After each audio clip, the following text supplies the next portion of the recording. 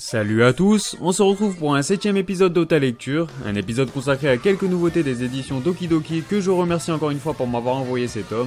Sans perdre de temps, je vous donne rendez-vous après l'intro.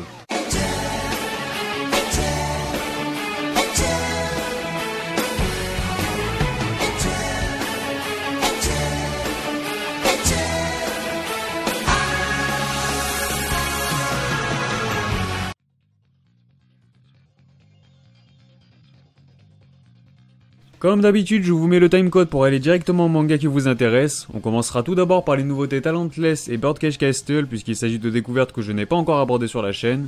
Puis on passera au 3ème tome de Drop Frame pour conclure cet épisode. Et étant donné qu'il ne s'agit pas d'un manga très connu non plus, je vous redonnerai mon avis de façon condensée sur le manga, que j'avais d'ailleurs déjà abordé dans le premier épisode de ta lecture. Alors, passons au premier manga. Talentless, ou de son titre original Munu no Nana, est un seinen manga dessiné par Furuya Iori et scénarisé par Loose Boy. Il est prépublié depuis 2016 dans le magazine Shonen Gangan et compte à ce jour 3 volumes disponibles aux éditions Square Enix pour le Japon, tandis qu'en France, 2 opus sont déjà sortis chez Doki Doki. Dans une école bâtie sur une île perdue au beau milieu de l'océan, des jeunes gens doués de super pouvoirs appelés les prodiges suivent un entraînement intensif qui doit les aider à affronter une terrible menace appelée les ennemis de l'humanité. Une nouvelle élève débarque parmi eux, Nana, et se prétend capable de lire dans les pensées des gens. Un jour, elle reçoit un SMS, pour épargner des millions de vies, elle doit assassiner ses camarades. Derrière cette jeune fille a priori inoffensive se cacherait-il une redoutable meurtrière? Bon, comme vous pouvez le constater au premier abord, ça a l'air intéressant, même si ça reste plus ou moins une histoire qui se veut classique, mais au final je vous avoue que j'ai un avis plutôt mitigé sur ce premier tome. Car d'un côté j'ai apprécié le fait que les protagonistes cohabitent sur une île qui est un peu reculée de la société, on nous explique qu'ils sont mis de côté pour suivre un entraînement spécial au vu de leurs super pouvoirs, mais en réalité, l'intrigue nous cache bien des mystères à ce sujet que je vous laisse le soin de découvrir par vous-même. Si dans un premier temps la classe des protagonistes vous rappellera forcément My Hero Academia dans le sens où chacun des élèves possède un pouvoir plus ou moins intéressant et qui lui est unique, l'un contrôle le feu, l'autre la glace, tandis qu'un autre qui nous est présenté comme le personnage principal possède lui la faculté d'annihiler le pouvoir des autres. En temps normal je n'ai pas vraiment de problème pour accrocher à un manga qui ne sort pas des sentiers battus, mais là pour le coup, je dois vous avouer qu'au niveau des pouvoirs j'ai quand même été assez déçu.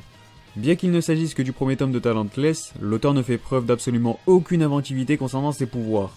Ce genre d'histoire j'en ai bouffé des dizaines personnellement, donc je trouve ça dommage qu'il ne soit pas parvenu à ne serait-ce que s'approprier un pouvoir classique à sa sauce quoi. Prenons l'exemple des fruits du démon dans One Piece. Bien qu'Oda fasse souvent preuve d'originalité pour la conception de ses pouvoirs, quand il nous offre des pouvoirs classiques comme des pouvoirs élémentaires, il y ajoute sa patte. Ainsi on se retrouve avec certaines règles, des contraintes et des limites qu'il impose à ses propres utilisateurs de fruits du démon. Les pouvoirs deviennent même un prolongement de la personnalité des utilisateurs et même une personnification de ces derniers dans certains cas et certaines mesures. Or dans Talentless, ce qui est dommage, pour le moment on se contente juste de nous foutre des étiquettes sur les personnages en nous indiquant qu'un tel a le pouvoir du feu, un tel peut retourner dans le passé, etc. Donc j'espère que ça évoluera positivement dans les prochains tomes. Mis à part ça, j'ai beaucoup apprécié la construction du récit puisqu'au début de l'histoire, tout porte à croire que le personnage principal n'est autre que Nanao. J'ai dans un premier temps soupiré en découvrant un énième héros faiblard, manquant de confiance en lui, etc. Mais au fur et à mesure que l'intrigue avance, on découvre les choses à travers les yeux de cet adolescent en fait. L'arrivée de la nouvelle Nana lui permet de s'affirmer un peu plus, on pense alors se diriger vers une histoire banale où l'on va suivre un jeune adolescent tout timide qui va finir par prendre de l'assurance. Et c'est seulement à la toute fin du premier chapitre qu'on se rend compte qu'on s'est fait berner par l'auteur. Malgré quelques facilités scénaristiques qui suivent un terrible événement, donc un gros tournant à la fin du premier chapitre quoi, j'ai tout de même bien aimé le développement de Nana au fil du tome. Bon, difficile de parler d'un réel développement, disons qu'on apprend tout simplement à la connaître. On comprend qu'est-ce qu'elle est venue faire sur cette île et on constate rapidement que ses actes ne sont pas dictés par une quelconque folie, mais qu'elle n'a pas vraiment le choix en fait. Bon, j'ai pas trop envie d'en dire plus, c'est assez délicat d'en parler sans spoiler, mais de toute façon, comme l'annonce le synopsis, on sait que cette fille nous est présentée comme une meurtrière. En revanche, cela reste un peu plus subtil que ça en a l'air, et ça rejoint ce que j'ai mentionné tout à l'heure, quant à l'origine même de l'île. Donc pour conclure, Talentless se laisse tout de même facilement lire, l'intrigue sait se montrer captivante et prenante. Côté dessin, il n'y a rien de bien transcendant, mais j'ai envie de dire que le style de Furuya Iori colle plutôt bien avec l'ambiance du manga, donc ce n'est pas dérangeant. J'imagine qu'on va en savoir et en apprendre plus sur l'univers et le monde de l'histoire au fil des tomes, mais pour le moment, même si je suis mitigé, ce premier opus a le mérite d'avoir piqué ma curiosité concernant la suite. Passons au deuxième manga. Birdcage Castle est un seinen écrit et dessiné par Minami Tutaru. Il a débuté en 2012 dans le magazine Gangan Online avant de se compiler en 4 opus disponibles aux éditions Square Enix pour le Japon. En France, Doki Doki en est à 2 volumes parus à ce jour. Voici le synopsis. Un beau jour, 6 lycéens se rendent dans un parc d'attractions abandonné afin d'enquêter sur la mystérieuse disparition d'une de leurs camarades. Mais à peine ont-ils mis les pieds dans ce mystérieux château de la cage aux oiseaux qu'ils perdent connaissance. À leur réveil, les lycéens sont enchaînés deux par deux et lassent leurs chaussures. Non, je rigole, c'est pas vrai. Parviendront-ils à sortir vivants de ce château truffé de dispositifs maléfiques disséminés ça et là par une inquiétante main invisible? Bon, ayant fait plus ou moins le tour du genre survival game, je suis un lecteur de plus en plus difficile à convaincre. Pourtant, ce premier tome m'a globalement convaincu. Bon, je ne vais pas vous remettre dans le contexte puisque le synopsis le fait plutôt bien, en revanche il ne précise pas assez ce dernier. Vous l'avez compris, les protas se rendent dans un parc d'attractions abandonné afin de rechercher leur ami qui a disparu. Sauf qu'il est important de préciser qu'une légende urbaine circule autour de ce dernier.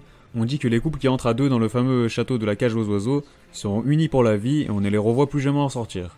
C'est dans l'optique de s'y rendre que Saki a lancé un appel à ses camarades de classe, mais seuls 5 d'entre eux ont répondu à son appel. Parmi eux se trouve Jin, un lycéen qui est un peu réservé et qui a la particularité de marmonner sans arrêt des choses dans son coin. J'avais peur qu'on ait droit à un énième personnage principal peureux, faiblard, incapable de faire des choix, mais pourtant, une fois arrivé au château, malgré le fait que lui et ses amis sont vite confrontés à des dilemmes cruels, j'ai trouvé qu'il assume plutôt bien son statut. Bien entendu, il s'agit d'un survival game, donc on passe forcément par la situation typique où les protas se retrouvent dans un endroit inconnu, dans une incompréhension totale, où ils se demandent ce qu'il se passe, comment ils sont arrivés là, comment ils vont s'en sortir, etc. On nous présente rapidement les règles du jeu de survie et on comprend vite que personne ne pourra en sortir indemne. L'ambiance est assez mystique, à la fois oppressante mais également bizarre, et pour le coup, le suspense est plutôt bien maîtrisé. Mais comme souvent dans ce genre d'histoire, le gros point noir nous vient encore une fois des personnages. Je veux bien qu'ils se retrouvent dans une situation de vie ou de mort où ils sont contraints de jouer à un jeu pour survivre. Mais à quel putain de moment tu te dis que tu vas partir à la recherche de ton ami dans un endroit abandonné, soi-disant maudit, hanté, et dont aucune rumeur n'en dit du bien, putain. Je sais pas si ce sera expliqué par la suite, mais qu'est-ce que la meuf qui a disparu aurait bien pu foutre là-bas? Je ne sais pas si c'est vraiment les personnages le bémol ou si c'est plutôt le contexte du jeu de survie qui est assez mal amené. Mais voilà, en tout cas, ça nous laisse penser que les protagonistes sont quand même assez teubés et voilà, assez stupides pour rechercher leur ami dans un endroit pareil. Heureusement pour nous, l'auteur se rattrape par la suite une fois que les protagonistes sont confrontés au danger. À chaque fois, les couples seront tout simplement mis face à des dilemmes afin d'avancer dans le château et ne devront suivre que deux règles. Interdiction de revenir sur son premier choix et interdiction de se détacher de son binôme. Retourner en arrière ou se retrouver seul ne laisse place qu'à la mort assurée. Donc pour le coup, cela rajoute énormément de tension dans l'atmosphère et croyez-moi, on est direct mis dans l'ambiance pour être sûr de rendre le truc crédible. Au niveau du dessin, c'est plutôt correct, le point le plus réussi à mes yeux reste les expressions faciales des personnages. Les traits de caractère de chacun des personnages sont bien retranscrits, j'ai aussi le fait que certains d'entre eux aient leur propre mimique, comme le fait que Jin marmonne tout seul dans sa barbe dans son coin, c'est assez marrant. Malheureusement, étant donné qu'il s'agit d'un survival game, il est difficile de développer ma critique davantage sans trop spoiler, surtout sur un premier tome quoi, sans oublier le fait que mon avis pourra vite changer d'un tome à l'autre selon les facilités scénaristiques que l'auteur pourrait être tenté de choisir, mais voilà. En tout cas, si vous êtes fan de survival game ou que vous voulez tenter l'expérience de ce genre, je pense que Birdcage Castle pourra vous plaire et voilà, il ne tient qu'à vous de savoir si cela vous intéresse ou non. En tout cas, c'est intriguant et on a envie de voir comment les protagonistes vont échapper à tout ça, comment ils vont s'en sortir, quels choix ils vont être contraints de faire pour survivre, est-ce qu'ils vont être contraints de délaisser leurs camarades, combien d'entre eux vont s'en sortir aussi, ça c'est important, est-ce qu'il y en a un qui va survivre, 2, 3, maximum 4, déjà que là il y en a qui y passent, non, franchement c'est assez plaisant quand même à lire, donc je vous le recommande quand même. Et enfin pour conclure, on arrive à Drop Frame. Certains le savent déjà, ce manga s'est avéré être un véritable coup de cœur et j'ai encore une fois adoré ce nouvel opus. Le gros point fort de ce manga reste son efficacité, je vous rappelle qu'il s'agit d'une série compilée en 4 opus et de ce fait, chaque tome se doit de faire avancer l'intrigue efficacement sans trop s'attarder sur des détails inutiles, en prenant le risque de rendre l'intrigue trop ennuyeuse. Bon, je vous redonne rapidement le synopsis histoire de vous remettre ou de vous mettre tout court dans le contexte. Au cœur du mois d'août, Junosuke et 3 de ses camarades se sont lancés un grand défi. Réaliser un film destiné à être projeté lors du festival du lycée à la rentrée. Alors que le tournage démarre tranquillement, la bande de potes croise le chemin de Lou, une ravissante métisse qu'ils s'empressent d'enrôler dans leur équipe pour tenir le rôle féminin. Alors que des relations de plus en plus proches se tissent entre Lou et Junosuke, ce dernier est témoin d'un terrible drame. Du moins c'est ce qu'il croit, car le lendemain à son réveil, tout semble comme s'il ne s'était jamais rien passé. Dans quel engrenage le pauvre Junosuke est-il pris? Drop Frame se démarque également par sa magnifique narration. Narie Shinichiro gère son histoire à merveille. Le type c'est un véritable poète, sa narration est juste incroyable et croyez-moi, faut bien rester concentré dans notre lecture, car si on ne fait pas attention aux dates, on peut vite être perdu et ainsi entrer dans une incompréhension totale. Mais quand je te dis incompréhension, c'est pas une blague. En fait, pour faire simple, le héros est témoin d'un événement dramatique, il perd ensuite connaissance et se réveille dans le passé, quelques jours plus tôt comme s'il ne lui était jamais rien arrivé. Or, on est loin du concept des différentes timelines classiques. Dans Drop Frame, ce qui est intéressant, c'est que ce concept est poussé à l'extrême, en seulement 4 petits tomes. Comme je l'ai dit, l'histoire a le mérite d'être efficace, on va à l'essentiel sans pour autant nuire au développement de l'intrigue et des personnages, et c'est le plus important pour une série aussi courte. Quand je dis que le concept des différentes timelines est poussé à l'extrême, c'est pas une blague. Pour faire simple, le héros ne se réveille pas seulement dans le passé, il garde également les souvenirs de ce qu'il a vécu le jour où il a été projeté dans le passé.